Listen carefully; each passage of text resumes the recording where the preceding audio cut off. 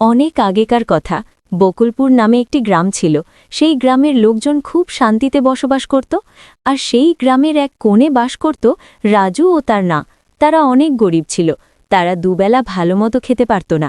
সেজন্য রাজু একদিন চিন্তা করল এবং তার মাকে বলল, মা, আমি তো এখন বড় হয়ে গেছি, আমাদের সংসারের অবস্থাও ভালো না, আমার এখন কাজকাম করা উচিত।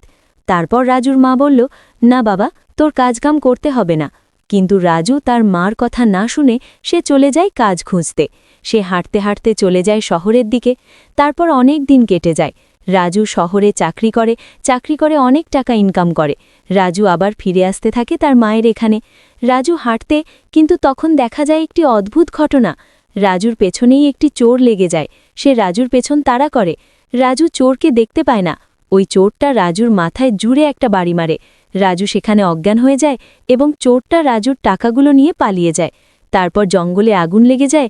রাজু অজ্ঞান হওয়ার কারণে আগুনে পুড়ে মারা যায়।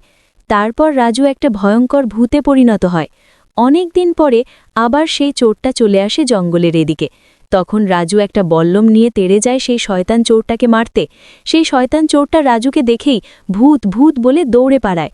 কিন্তু কোনো লাভ হয় না। রাজু তাকে ধরে ফেলে এবং তাকে বলে, বল, তুই আমাকে সেদিন মারছিলি কেন?